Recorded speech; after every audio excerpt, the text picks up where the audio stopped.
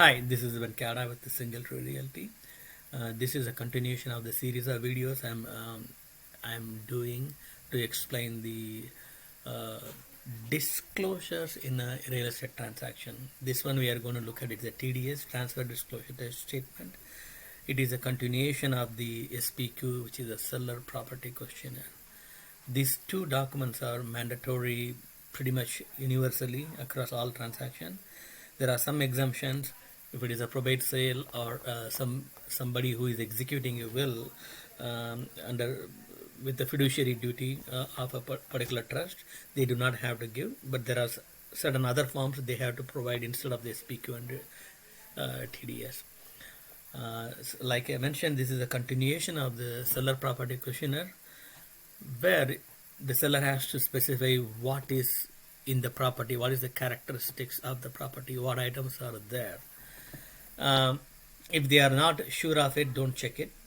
The other thing is they have to also mention if they are aware of any kind of malfunctions uh, on the elements of the home. One of the red flag would be foundation. People are worried about it.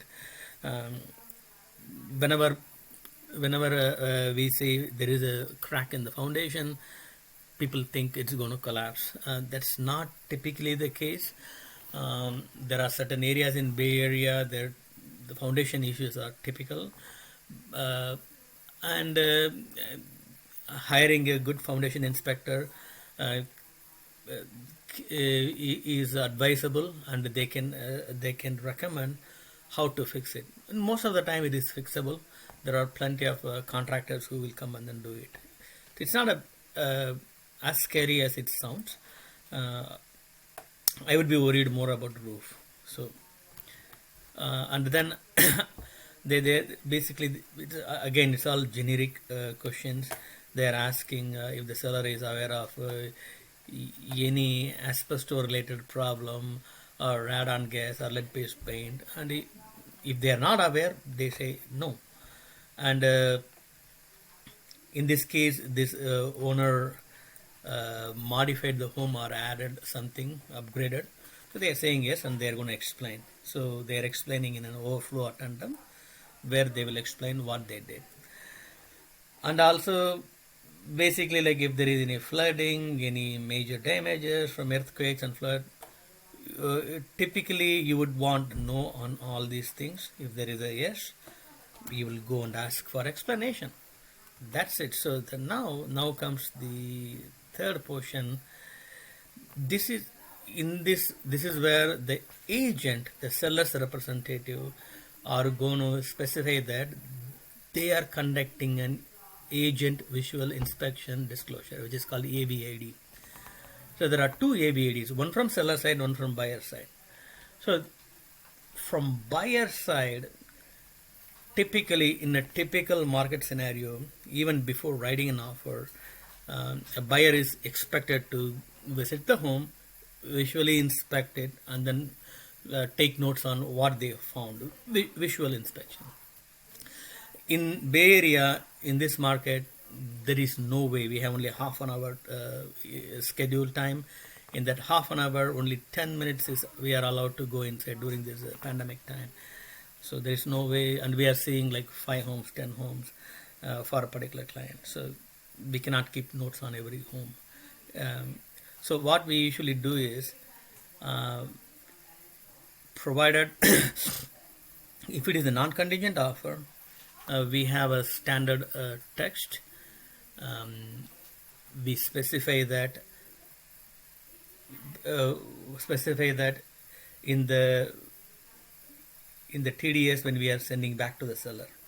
Sorry for stuttering because I'm thinking about the sequence of events. So let me reiterate.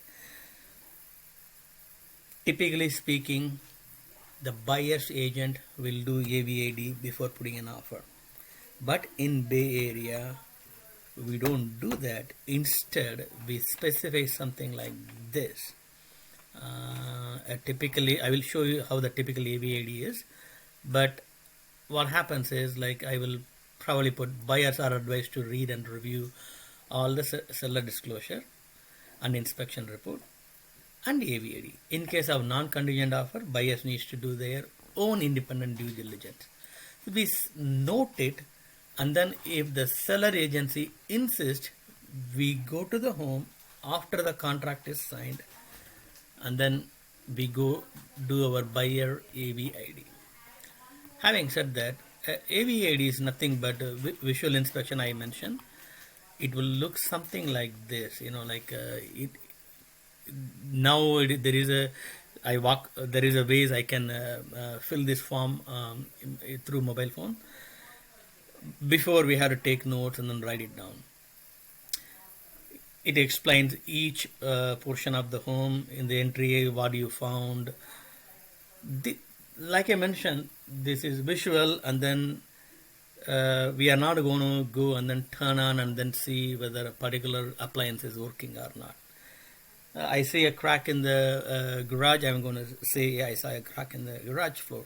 Or I see oil stains, or I see a dirty carpet, or there is some damage in the window covering. I'm going to just mention it. It's a visual inspection, and that's it. So that is pretty much is what a TDS is. We will go over other disclosures as well as other mandated advisories later. Thank you again.